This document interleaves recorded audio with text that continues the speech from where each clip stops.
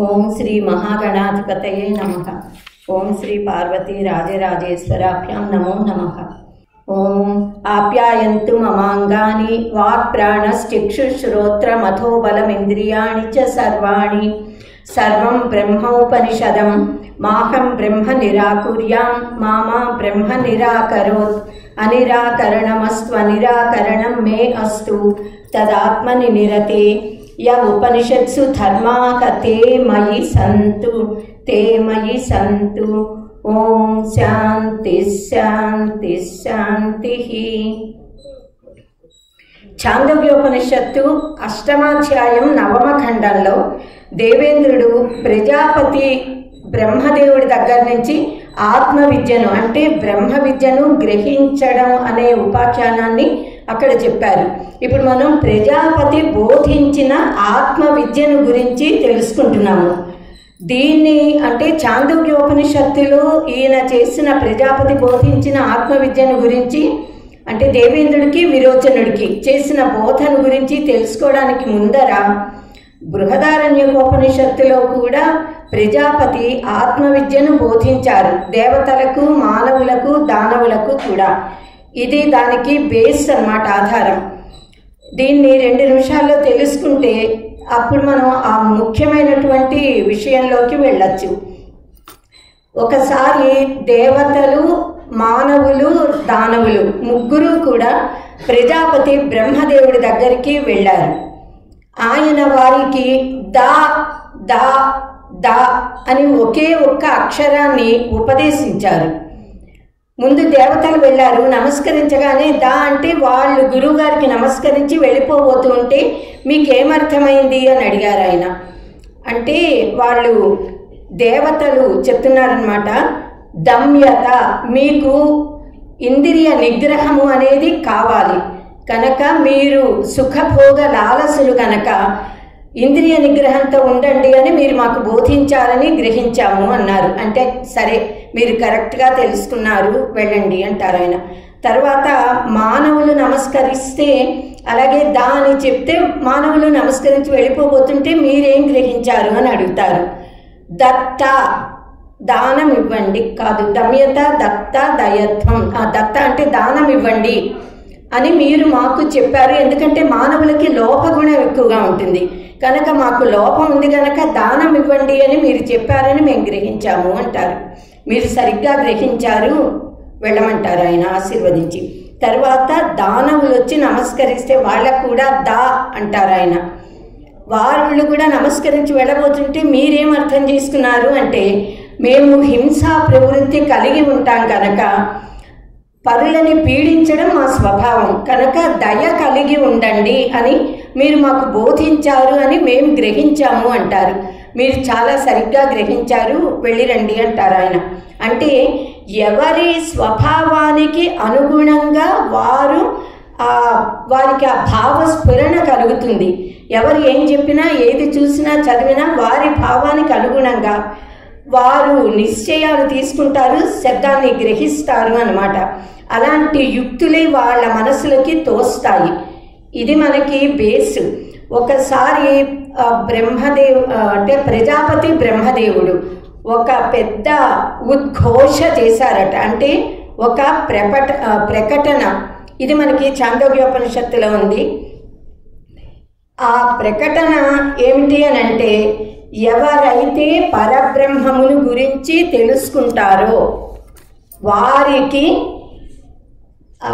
అధికమైనటువంటి సుఖాలను పొందగలిగిన, ఎక్కువ ఆనందాన్ని పొందగలిగిన ఆ శక్తి కలుగుతుంది అని. ఆ ప్రకటన ఏంటి అంటే య ఆత్మ అపహత పాప్మ విజలో విమృత్యుర్ విశోకో విజిఘత్సః అపిపాసః సత్యకామః సత్య సంకల్పః స అన్వేష్టవ్యః స విజిజ్ఞాసితవ్యః.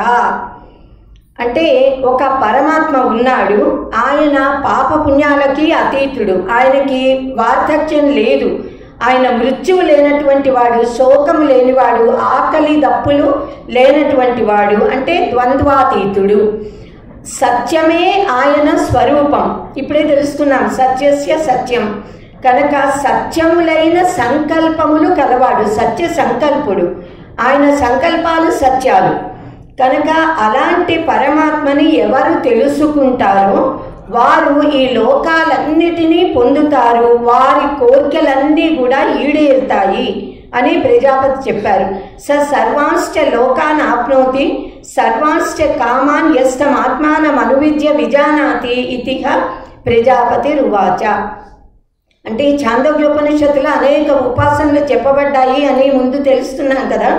సగుణ బ్రహ్మ నిర్గుణ బ్రహ్మముల గురించి బోధించారు. సగుణ బ్రహ్మాన్ని సంపూర్ణంగా అర్థం చేసుకుని తెలుసుకుంటే తప్ప నిర్గుణ పరబ్రహ్మము అర్థమవడం కష్టం.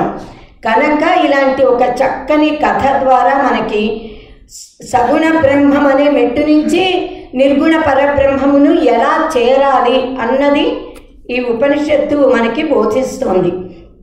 దేవతలు దానవులు కూడా సుఖ భోగ లాలసులే. అయితే దేవతలు ధర్మ మార్గంలో సుఖాలను అనుభవిస్తున్నారు. దానవులు వాళ్ళకి ఈ ధర్మము అన్నది లెక్క లేదు. ఎలాగైనా సరే సుఖాన్ని పొందాలి, ఆనందంగా ఉండాలి, హాయిగా ఉండాలి అన్నదే.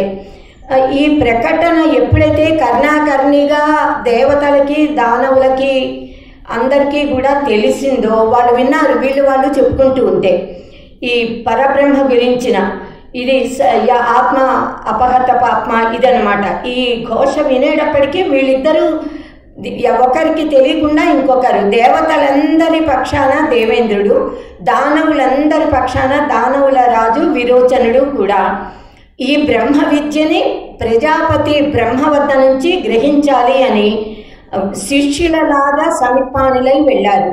శిష్యులుగా వెళుతున్నారు బ్రహ్మ విద్య గ్రహించడానికి. కనుక వారి రాజరికపు దుస్తులన్నీ తీసేసి ఆభరణాలన్నీ పక్కన పెట్టి వినయంగా శిష్యులలాగా ఆయన దగ్గరికి వెళ్ళారు. అయితే బ్రహ్మ విద్యని శిష్యుని అర్హతని తెలుసుకోకుండా పరీక్షించకుండా బోధించారు కదా.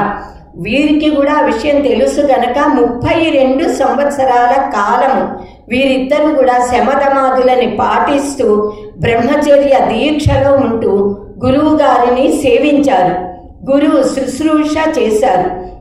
32 సంవత్సరాలు అయిన తర్వాత గురువుగారు ప్రజాపతి బ్రహ్మదేవుడు వీరిద్దరిని ఒకేసారి పిలిచి, మీరు ఎందుకు నన్ను సేవిస్తున్నారు, ఈ 32 సంవత్సరాల నుంచి ఏమి కోరి వచ్చారు చెప్పమనంటే వీళ్ళిద్దరూ ఒక్క అక్షరం పొల్లుపోకుండా తాము ఏ ప్రకటన విన్నారో దానిని అలా యథాతథంగా చెప్పారనమాట. ఆ పరబ్రహ్మ లక్షణాల గురించి, దానివల్ల వచ్చే ఆత్మ అపహత అవన్నీ కూడా చెప్పి మాకు దాన్ని ఉపదేశించండి అని ప్రార్థిస్తారు. ఆయన సరే అని వీళ్ళకి మీ కంట్లో కనిపిస్తున్నటువంటి ప్రతిఫలిస్తున్న ఆ అక్షి పురుషుడు, ఇక్కడ అక్షి పురుషుడు అనే పదాన్ని వాడారు. ఈ ఉపనిషత్తులో అక్షి పురుషుడు, స్వప్న పురుషుడు, సుప్త పురుషుడు అని మనం జాగ్రత్త స్వప్న సుషుప్తులు ఈ మూడింటికి ఈ పదాలతో చెప్పారు. ఆ తురీయుడిని వేరే పదంతో చెప్తారు. సో ఏష అక్షిణి పురుషో దృశ్యత ఏష ఆత్మేతి హోవాచ ఏతదమృతం అభయమేతద్ బ్రహ్మేతి. ఆయన ఏం చెప్పారు, మీ కంట్లో ఏది కనిపిస్తోందో అదే బ్రహ్మ, ఆ బ్రహ్మని మీరు తెలుసుకోండి, ఆ బ్రహ్మమే అమృతము అభయము, అదే బ్రహ్మ అని చెప్పారు. సో వీళ్ళు ఇలా చూశారు, కంట్లో ఏం కనిపిస్తుంది, ఎదురుగా మన రూపం మనకి కనిపిస్తుంది.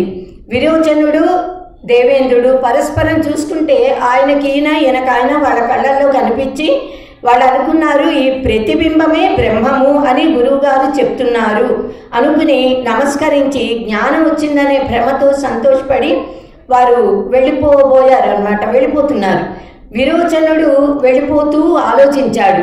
అంటే వీళ్ళు వెళ్ళిపోయేటప్పటికీ ప్రజాపతి బ్రహ్మగారు అయ్యో వీళ్ళు సత్యాన్ని తెలుసుకోకుండా వెళ్ళిపోతున్నారే అని మీకు వేరే విధంగా కూడా చెప్తాను, ఒక్కమారు ఒక పెద్ద పాత్రతో నిండా నీళ్లు తీసుకుని రండి అని అంటారు.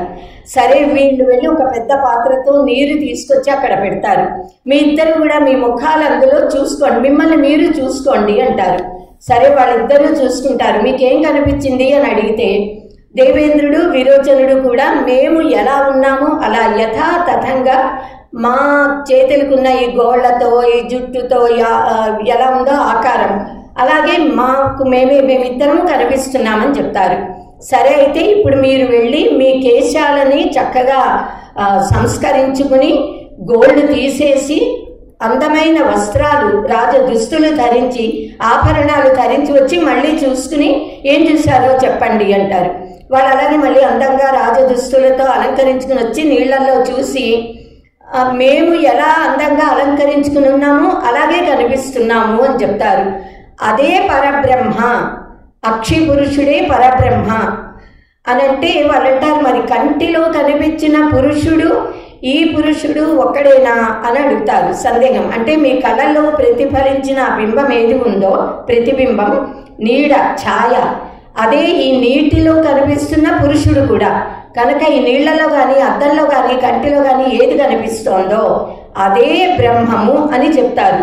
అంటే ఆయన భావన ఏమిటి అని అంటే, ఈ మనకి ప్రతిబోధ విదితం మతం అని చెప్తాం కదా, దృశ్యము ఉంది కదా, పరమాత్మని దృక్ స్వరూపంగా మనం తెలుసుకోవాలి. వీళ్ళు అలా గ్రహిస్తారు అని బోధకి వెనకాలన్న ప్రతిబోధ విదిత మతం అదే గ్రహిస్తారు అనుకుంటారు. ఏ చక్షుష నపశ్యతి ఏన చక్షుషి పశ్యతి, అది బ్రహ్మ కదా.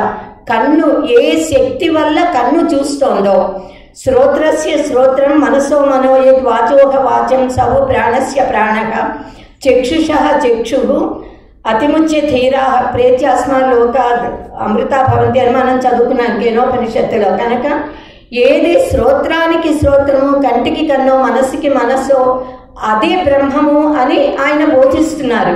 కానీ వీళ్ళిద్దరూ కేవలము పదాల వాచ్యార్థాన్ని గ్రహించారు, లక్ష్యార్థాన్ని తెలుసుకోలేకపోయారు. సరే, గురువుగారికి నమస్కరించి ఇద్దరూ బయలుదేరారు వారి వారి ఊళ్ళకి వెళ్ళాలి అని. విరోచనుడు వెళ్ళిపోతున్నాడు. వెళ్ళిపోతూ తోవలో ఆలోచిస్తాడనమాట. అంటే నీళ్లల్లో కానీ, అద్దంలో కానీ, కంటిలో కానీ చూసినప్పుడు మనం బింబం ఎలా ఉందో ప్రతిబింబం అలా కనిపిస్తోంది. అంటే ఆ కనిపిస్తున్న ప్రతిబింబం కాదు, గురువు గారు చెప్పింది బింబము. బింబం ఎలా ఉందో అది పరబ్రహ్మ అని అర్థం చేసుకున్నాడు.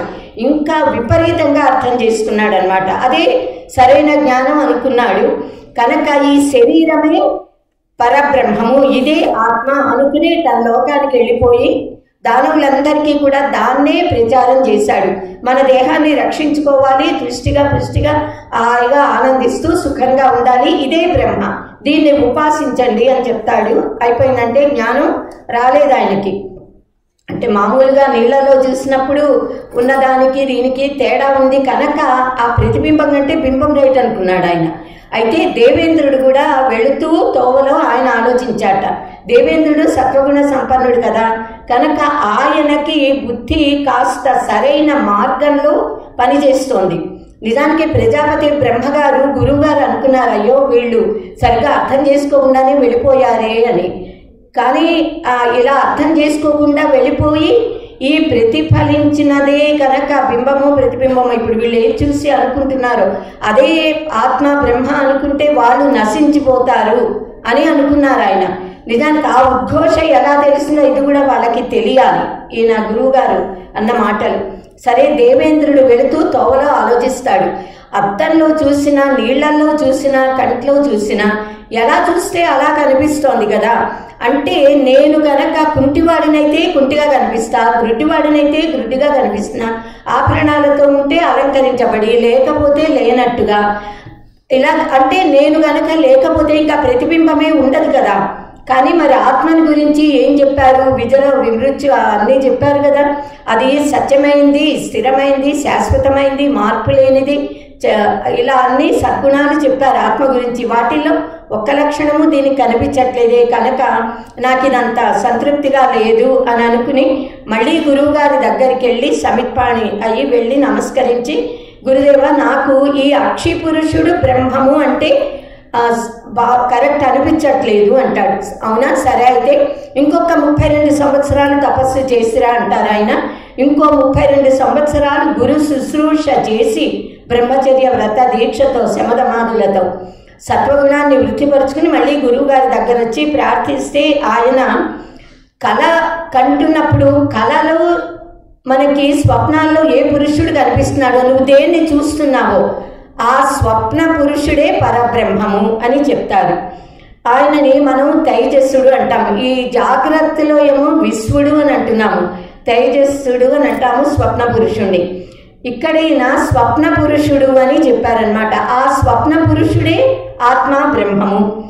సరే, ఆ మాటలు వినేసి సంతోషపడి దండం పెట్టేసి ఆయన బయలుదేరి వెళ్ళిపోతూ మళ్ళీ ఆలోచిస్తారనమాట. కళలో కనిపించినటువంటి ఆ స్వప్న పురుషుడు లేక తైజస్సుడు, ప్రజాపతి బ్రహ్మగారు ఏమనుకున్నారంటే ఈ తైజస్సుడికి అధిష్టానమైన ఏ చైతన్యం ఉందో ఆ చైతన్యం బ్రహ్మమని గ్రహించాలి. కానీ ఈయన దేవేంద్రుడు కూడా ఆ గ్రహించలేకపోయాడు, ఆ జ్ఞానం ఈయనకి రాలేదు. అలాగే స్వర్గానికి వెళ్ళిపోతూ మనసులో ఆలోచించి ఇది కూడా నాకు అంత సరిగ్గా అనిపించట్లేదు, ఎందుకంటే స్వప్నంలో కనిపించినప్పుడు నేను ఎలా ఉన్నా స్వప్నంలో వేరేలా కనిపిస్తున్నాను. స్వప్నంలో పురుషుడు కూడా ఏడుస్తున్నాడు, దుఃఖపడుతున్నాడు, వస్తున్నాడు, పోతున్నాడు. కనుక పరబ్రహ్మము అవినాశి, ఆయనకి ముందు చెప్పిన లక్షణాలు ఈ స్వప్న పురుషుల్లో కనిపించట్లా, ఇది సరైనది కాదు అని అనుకుని మళ్ళీ వెనక్కి వెళ్ళి ఆ గురుదేవులకి నమస్కరించి సమిత్పాణి అయి వెళ్తాడు. మళ్ళీ ప్రార్థించి నాకు ఈ స్వప్న పురుషుడు కూడా పరబ్రహ్మము అని అంటే అంత తృప్తి అనిపించట్లేదు, నాకు జ్ఞానబోధ చెయ్యండి అని ప్రార్థిస్తాడు. సరే, అయితే నువ్వు మరొక 32 సంవత్సరాలు ఇక్కడుండి సేవ చెయ్యి, నీకు చెప్తానంటారు. ఇంకొక 32 సంవత్సరాలు అలా గురు శుశ్రూష చేస్తూ శమధమాదులని వృద్ధిపరుచుకుంటూ సత్వగుణాన్ని అభివృద్ధి చేసుకుంటూ ఆ మననశీలుడై ఆయన సేవించాక 32 ఏళ్ళు అయ్యాక మళ్ళీ ఈయనని పిలిచి ఈయనకి గాఢ నిద్రలో సుషుప్తిలో ఉన్నప్పుడు ఏ పురుషుడు అంటే ఆ సుషుప్తి ఆనందాన్ని అనుభవిస్తున్నాడు ఆ పురుషుడే అంటే సుప్త పురుషుడు, పరబ్రహ్మము, ఆత్మ అని చెప్తాడు. అంటే నిద్రపోతున్నప్పుడు గాఢ సుషుప్తిలో ఉన్నప్పుడు ఇంద్రియాలు పనిచేయవు, మనస్సు బుద్ధి కూడా ఏమీ పనిచేయవు, కేవలం ప్రాణాలు మట్టుకే ఉంటాయి. అక్కడ ఈ స్థూల సూక్ష్మ శరీరాలు ఏవి పని చెయ్యవు. ఆ సుషుప్తి నుంచి బయటికి వచ్చిన తర్వాత ఆనంద అనుభూతిని ప్రకటించగలుగుతాడు. కానీ ఈ బోధ విన్నాక కూడా ఈయనకి చాలా అవును ఇది నిజమే, ఇదే యథార్థమైన ఆత్మస్వరూపము అనే భావన కలిగి గురువుగారికి నమస్కరించి ఆయన వెళ్తాడు. దేవేంద్రుడు స్వర్గానికి వెళ్ళడానికి తిరిగి వెళ్తూ త్రోవలో మళ్ళీ ఆలోచిస్తారు, ఇది యథార్థమేనా, నేను కరెక్ట్గానే గ్రహించానా? ఎందుకంటే మొదటిసారి విశ్వడు గురించి చెప్పినప్పుడు తాను సరిగా అర్థం చేసుకోలేకపోయానని గ్రహించాడు. తర్వాత స్వప్న పురుషుణ్ణి చెప్పినప్పుడు నేను సరిగ్గా గ్రహించలేకపోయాను అని ఈయనకు అవగతమైంది. అలాగే ఇప్పుడు ఈ సుప్త పురుషుడిని కూడా నేను సరిగ్గా అర్థం చేసుకోలేకపోయానేమో అనే భావన కలిగి ఆలోచించి విచారణ చేస్తారనమాట దాని మీద. ఎందుకంటే ఈ సుషుప్తిలో జాగ్రత్తలో మనం నేను ఇలా ఫలానా ఇది అది అని చెప్పగలుగుతాం, స్వప్నంలో కూడా చెప్పగలుగుతాం మనం. కానీ సుప్త స్థితిలో సుషుప్తిలో ఉన్నప్పటి ఆనంద అనుభవం జాగ్రత్తలోకి వచ్చాక చెప్తాం, కానీ ఆ సమయంలో మనకి తెలియదు కదా, అక్కడ చెప్పలేము. కనుక అక్షి పురుషుడిని, స్వప్న పురుషుణ్ణి, సుప్త పురుషుణ్ణి కూడా చెప్పడంలోని ఆంతర్యము గురువుగారిది పరమాత్మని గురించి చెప్పడము. కానీ ఈయన ఏమని ఆలోచించారు దేవేంద్రుడు అంటే, సుషుప్తిలో ఉన్నప్పుడు నేను ఫలానా అన్నది నాకు తెలియటం లేదు కదా, కనుక ఇది కూడా నాకంత సరైన సమాధానమని అనిపించట్లేదు, కనుక గురువుగారిని అడిగి సందేహ నివృత్తి చేసుకోవాలి. ఎందుకంటే సుషుప్తిలో నేను ఫలానా అనే జ్ఞానం లేదు కనుక ఆత్మ సర్వజ్ఞుడు, సర్వశక్తిమత్వం. మరి ఈ జ్ఞానం లేనప్పుడు జ్ఞాన రాహిత్య స్థితి జ్ఞానం ఎలా అవుతుంది అనే సందేహం కలిగి మళ్ళీ వెనక్కి వచ్చి గురువుగారిని ప్రార్థిస్తారు సమిత్పాణిలై వచ్చి. అవునా, నువ్వు చాలా బాగా సరైన పద్ధతిలో నువ్వు వివేచన చేస్తున్నావు, ఇంకొక 5 సంవత్సరాలు నువ్వు తపోదీక్షలో ఇక్కడ ఆశ్రమ పదంలో ఉండి మళ్ళీ నా దగ్గరికి రా అంటారు. సరే, 5 సంవత్సరాలు ఉన్నాక ఈ దేవేంద్రుడు మళ్ళీ వెళ్తారు. మనకి ఇలా 32 సంవత్సరాలు చొప్పున 3 సార్లు అంటే 96 సంవత్సరాలు, తర్వాత 5 ఏళ్ళు విడిగా 101 సంవత్సరాలు మొత్తం బ్రహ్మచర్య వ్రత దీక్షలో శమధమాదులతో ఈయన దేవేంద్రుడు సాధన చేశారు. ఈ సంఖ్య ఎందుకు చెప్తారు అని అంటే 3 సార్లు 32 ఏళ్ళు చొప్పునని 4వ సారి 5 ఏళ్ళు అన్నారు. అక్కడ ఉపనిషత్తు మనకి ఆ క్లూ ఇస్తోందన్నమాట. 32 అంటే 3కి 2 కలిపితే 5 కనుక 5 అన్న సంఖ్యని మనం గ్రహించాలి అని 4వ సారి 5 ఏళ్ళు ఉండమన్నారుగా. ఆ సంఖ్య మనకి తెలియజేస్తోంది. మొట్టమొదటి 32 సంవత్సరాలు ఏంటంటే 3 సంవత్సరాలు 2 సంవత్సరాలు. అది మూర్త అమూర్త పరబ్రహ్మములను అంటే పంచభూతాలని, పృథివీ తేజస్సులు మూర్త బ్రహ్మములు, ఆకాశము వాయువు ఆకాశము, ఈ 2 కూడా అమూర్త. ఈ మూర్త అమూర్త పంచభూతముల జ్ఞానము రావాలి అన్నది మొదటి 32 ఏళ్ల సాధనతో రావాలి. తర్వాత 32 ఏళ్ల వల్ల కర్మేంద్రియాల గురించిన జ్ఞానం, తర్వాత 32 ఏళ్ళు 30 అంటే అది 5 అన్నమాట సంఖ్య. 5 కర్మేంద్రియాలు, 5 జ్ఞానేంద్రియాల గురించిన జ్ఞానం కావాలి. చివరి 5 సంవత్సరాలు అని అన్నారు కదా. ఈ 5 సంవత్సరాలు అనేటప్పటికీ అంటే పంచభూత వ్యష్టిని, పంచ ప్రాణాలను గురించి తెలుసుకోవాలి. కనుక వ్యష్టిలో సమష్టిలో ఉన్న పంచభూతాలని, కర్మేంద్రియాలు, జ్ఞానేంద్రియాలు, పంచప్రాణాలు అంటే స్థూల వ్యష్టి, సమష్టి, సగుణ బ్రహ్మము విరాట్ యొక్క శక్తి హిరణ్య గర్భం గురించి సంపూర్ణమైన అవగాహన కలగాలి. దాని తర్వాత సగుణం నుంచి నిర్గుణానికి వెళ్ళగలుగుతారు. అందుకని 32 5 సంవత్సరాలు చెప్పారు. ఈ 101 అన్న సంఖ్యకి కూడా ఒక విశిష్టత ఉంది. మన శరీరంలో 72,000 నాడులు ఉన్నాయని ఉపనిషత్తు చెప్తోంది. వాటిల్లో 101 నాడులు చాలా ముఖ్యమైనవి. వాటిల్లో 3 నాడులు ముఖ్యమైనవి, ఇడా పింగళ సుషుమ్న. వాటిల్లో 1 నాడి సుషుమ్న నాడి చాలా ముఖ్యమైనది. ఈ నాడి ద్వారా ఇది హృదయం నుంచి బయలుదేరి పైకి వెళ్తూ ప్రయాణిస్తే జీవుడు అలా గనక సుషుమ్న నాడి ద్వారా ప్రయాణిస్తే అమృతత్వాన్ని పొందగలుగుతాడు. ఈ ఉపాసన అన్నదాన్ని కూడా ఈ చాందోగ్య ఉపనిషత్తులోనే నాడీ ఖండము అనే ఒక భాగం ఉంది. అందులో దీని గురించి మనకి వివరించారు. అంటే సగుణ బ్రహ్మోపాసన చేసి నిర్గుణ బ్రహ్మాన్ని సంపూర్ణంగా గ్రహించగలిగే చిత్తశుద్ధిని సంపాదించుకున్న వారికే స్వస్వరూప జ్ఞానం కలుగుతుంది. కనుక ఇప్పుడు సంపూర్ణమైన అర్హత సంపాదించాడు దేవేంద్రుడు. ఇంకా ప్రజాపతి బ్రహ్మదేవుడు ఆయనకి ఆత్మతత్వాన్ని, బ్రహ్మతత్వాన్ని గురించి తురీయ అవస్థానంటాం మనము. ఉత్తమ పురుషుడు అంటోంది ఇక్కడ ఉపనిషత్తు. ఆ ఉత్తమ పురుషుడిని గురించి, ఆత్మను గురించి, పరబ్రహ్మను, తురీయ అవస్థను గురించి ఆయన బోధించారు. ఈ శరీరం అనేది జడము, ఇది మర్త్యం. అస్థి జాయతే వర్ధతే విపరిణమతే అపక్షీయతే వినశ్యతే అని అంటాం కదా. షడ్భావ వికారాలు ఈ ప్రకృతికి, జడ ప్రకృతికి, దేహాలకి ఉంటాయి. కానీ పరమాత్మకి అవి లేవు కదా. ఈ స్థూల సూక్ష్మ కారణ శరీరాలు వీటన్నిటికీ కూడా ఏది అధిష్టానము, ఆ అధిష్టానమైనటువంటి దాన్ని అంటే ఈ స్థూల సూక్ష్మ దేహాలని భోగాయతనాలు కనుక ఇది ఆత్మ కాదు. వీటికి ఏది అధిష్టానమో అది చైతన్యము.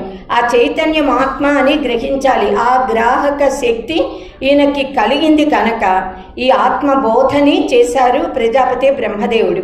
అంటే నే చైతన్యాన్ని, నాకు ఈ శరీరంతో ఏ సంబంధం కూడా లేదు అని సాధన చెయ్యాలి.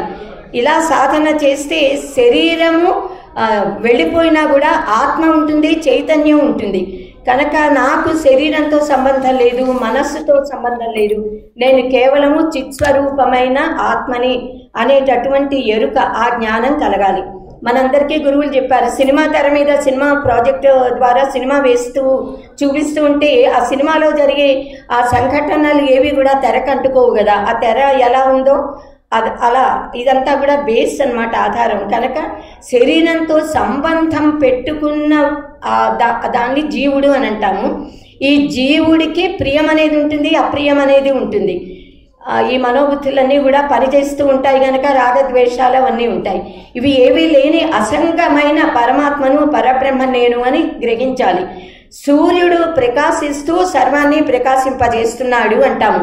అంటే నిజంగా సూర్యుడు ఈ వస్తువులని ప్రకాశింపచేయడము అనే పని చేయటం లేదు.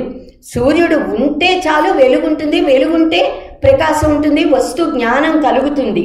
అలాగే ఆత్మ, పరమాత్మ, పరబ్రహ్మము ఉంటే చాలు, సర్వము కూడా ప్రకాశిస్తుంది. కానీ అది ఏమీ పని చేయవలసిన అవసరం లేదనమాట.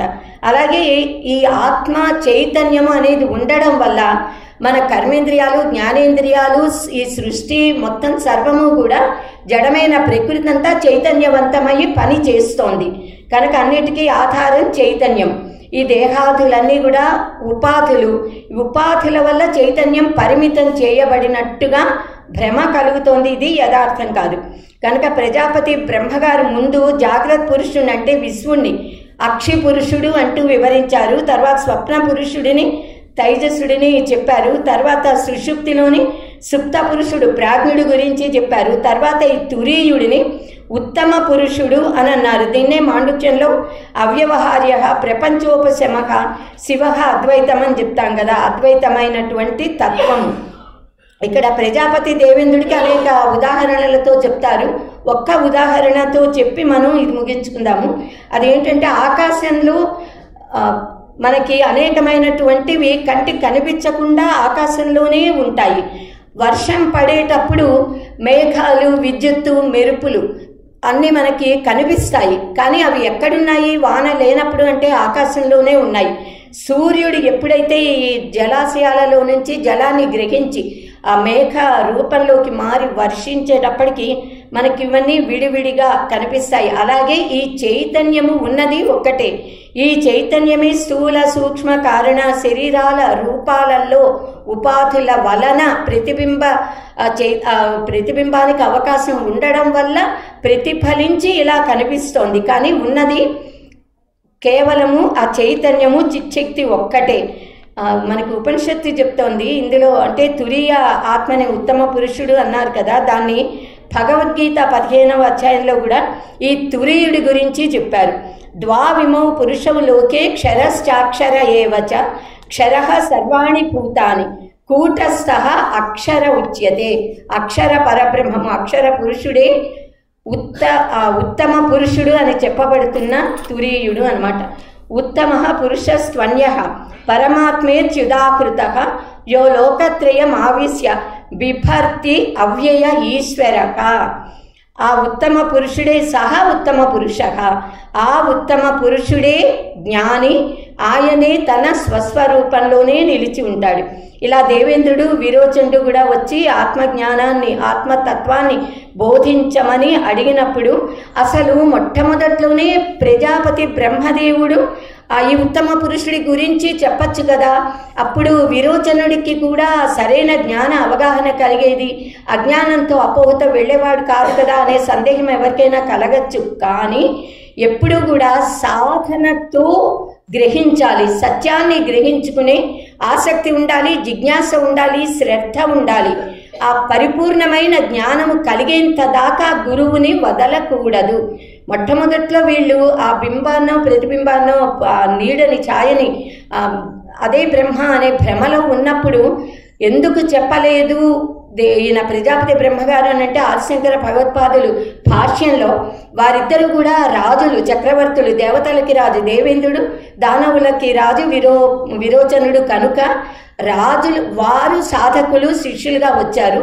వారంతరం వారు గ్రహించగలగాలి. కానీ నువ్వు చెప్పింది తప్పు, ఇది కరెక్ట్ కాదు అని గురువుగారంటే మళ్ళీ సందేహం కలిగితే వాళ్ళు అడగడానికి అంటే ఇష్టపడరేమో, దగ్గరికి రాలేరేమో, సందేహ నివృత్తి చేసుకోలేరు. కనుక తప్పు పట్టకూడదు, గ్రహించేలా చేయాలని భావించారు.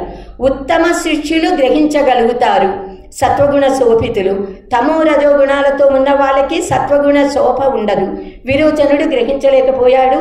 దేవేంద్రుడు శుద్ధ పరబ్రహ్మ తత్వ జ్ఞానము పొందగలిగారు. ఎందుకంటే శుద్ధ సత్వగుణాన్ని ఈ సాధన, తపస్సు, సేవ, గురు సేవ వల్ల గ్రహించగలిగారు. కనుక ఇలా ఎవరైతే ఈ బ్రహ్మ జ్ఞానాన్ని పొందగలుగుతారో వారు ఫలాలను పొందుతారు అని ఉపనిషత్తు చెప్పింది కదా. స సర్వాంశ్చ లోకాన్ ఆప్నోతి స సర్వాంశ్చ కామాన్ యస్తమాత్మానం అనువిద్య విజానాతి. ప్రజాపతి రువాచ ప్రజాపతి రువాచ అంటూ ఉపనిషత్తు ఆ భాగాన్ని అక్కడ ఆపుతోందంటే 2 సార్లు కనుక ఉపనిషత్తు ఏదైనా ఒక వాక్యం చెప్తే అక్కడితో ఆ అధ్యాయము, ఆ భావన, ఆ ఖండం పరిసమాప్తి అయింది అని అర్థం అన్నమాట. కనుక ఇలా ప్రజాపతి బ్రహ్మగారు ఆత్మతత్వాన్ని, బ్రహ్మమును గురించి దానికి ఆధారభూతమైన దమ్యత, దత్వ, దయత్వం అన్నవి కూడా దేవతలకు, దానవులకు, మానవులకు అందరికీ కూడా ఉపదేశించారు. దేవేంద్రుడు మాత్రము బ్రహ్మతత్వాన్ని గ్రహించగలిగి ఆత్మతత్వాన్ని దేవతలలో వ్యాప్తి చేశారు. అదృష్టవంతులైన సాధకులైన ఉత్తమ మానవులు మహర్షుల ద్వారా, దేవతల ద్వారా బ్రహ్మజ్ఞానాన్ని పొందగలిగారు. స్వస్తి. పూర్ణమద పూర్ణమిదం పూర్ణాత్ పూర్ణముదచ్యతే పూర్ణస్య పూర్ణమాదాయ పూర్ణమేవావశిష్యతే. ఓం శాంతి శాంతి శాంతి.